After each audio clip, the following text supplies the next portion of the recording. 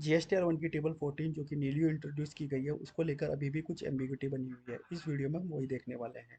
इसका स्टार्ट करते हैं हम एग्जांपल के द्वारा। मोहन मोहन एक सप्लायर है जो सप्लाई करता है ई कॉमर्स ऑपरेटर के थ्रू। टेबल 14 जो है वो मोहन को फाइल करनी है, ये पॉइंट नंबर 1। टेबल 14 के दो सेक्शंस हैं। सेक्शन 1 बोलता है कि मोहन जो सप्लाई कर रहा है ई कॉमर्स के ऑपरेटर के थ्रू, उसमें ई कॉमर्स ऑपरेटर को अगर टीसीएस कलेक्ट करना है जीएसटी के सेक्शन 52 के तहत, तो वो सेक्शन वाले इस वाले डिटेल में देना है मोहन को। फ्रेंड्स, अब मोहन को क्या पता कि सेक्शन 52 किस ई कॉमर्स ऑपरेटर पर एप्लीकेबल हो रहा है या नहीं। इसके लिए मैं सेक्शन 52 की ओर आपका ध्यान आकर्षित करना चाहूँगा।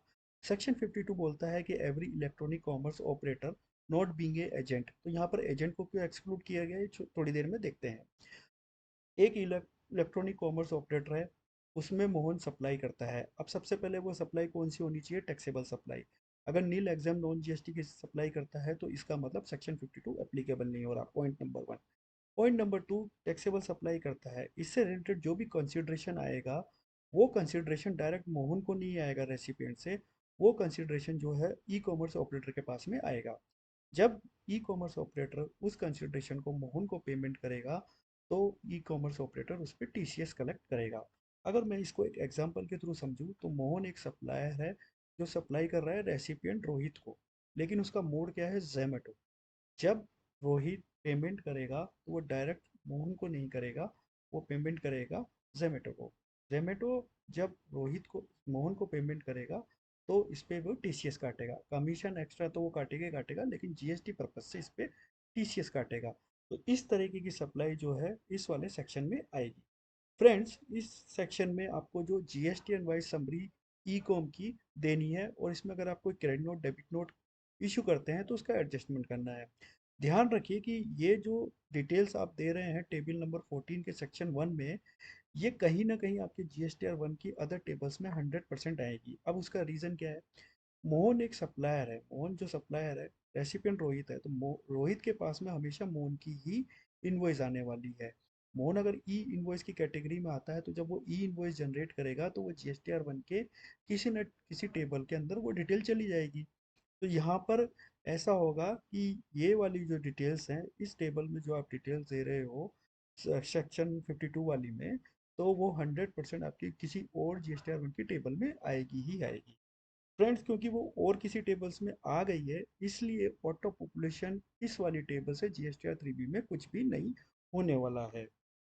अब हम बात करते हैं सेक्शन टू की। सेक्शन 2 में बेसिकली क्या कहता है कि मोहन जो सप्लाई कर रहा है ई कॉमर्स ऑपरेटर के थ्रू, उसके अंदर जीएसटी का पेमेंट जो है मोहन को नहीं करके ई कॉमर्स ऑपरेटर को करना है। अब ये कौन सी सर्विसेज होती हैं? बेसिकली रेस्टोरेंट वाली सर्विस होती है, ओला उबेर वाली सर्विसेज होती हैं, वो इस कैटेगरी के अंदर आती हैं। फ्रेंड्स, अब यहाँ पर भी ध्यान रखिए कि e com GST and wise summary आपको देनी है। डेबिट नोट क्रेडिट नोट अगर कोई इशू हुआ हो तो उसको नेट ऑफ करना है। फ्रेंड्स, लेकिन ध्यान रखिए कि इस सेक्शन में जो भी डिटेल्स आएगी वो जीएसटीआर 1 की अदर टेबल में कभी भी नहीं आएगी। अब आप मुझसे पूछोगे कि इस वाली सर्विसेज में भी तो अगर ई इनवॉइस कैटेगरी में आ रहा है सामने सप्लायर मोहन, तो वो इनवॉइस जनरेट करेगा। भले ही रेसिपिएंट को जीएसटी पेमेंट करना है, लेकिन ई इनवॉइस तो मोहन को करेगा। मोहन जब ई इनवॉइस करेगा तो वो जीएसटीआर 1 की किसी ना किसी टेबल में आएंगी। तो ध्यान रखिए, अगर वो ऑटो पॉपुलेट हो रही है तो आपको वो डिलीट करनी है और इस वाले टेबल के अंदर आपको ये डालनी है। अब इसका रीज़न क्या है? क्योंकि ये टेबल जो है वो जीएसटीआर 3B ऑटो पॉपुलेट कर रही है इस टेबल से समरी। अगर आप दोनों जगह डालेंगे तो दोनों जगह जीएसटीआर 3B से ऑटो पॉपुलेशन हो जाएगी। तो अगर आपकी ई इनवॉइस से कोई ऐसी सर्विसेज ऐसी इनवॉइसेस किसी अदर टेबल में हो रही है, ऑटो पॉपुलेट हो रही है, तो वो आपको टेक केयर करना है।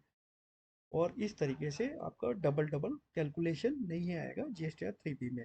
तो आपको कोई टैक्स का पेमेंट नहीं आएगा, क्योंकि ये जो टेबल्स जिस इस टेबल से जो इस सेक्शन से जो जीएसटीआर 3B ऑटो पॉपुलेट हो रही है वो टेबल 3.1.1 सेकंड है, जिसमें जीएसटी का पेमेंट की लाइबिलिटी नहीं आएगी, लेकिन स्टिल आपका डबल डबल टर्नओवर हो जाएगा और 3B और 1 में मिसमैच भी आ सकता है। तो ये आपको टेक केयर करना है।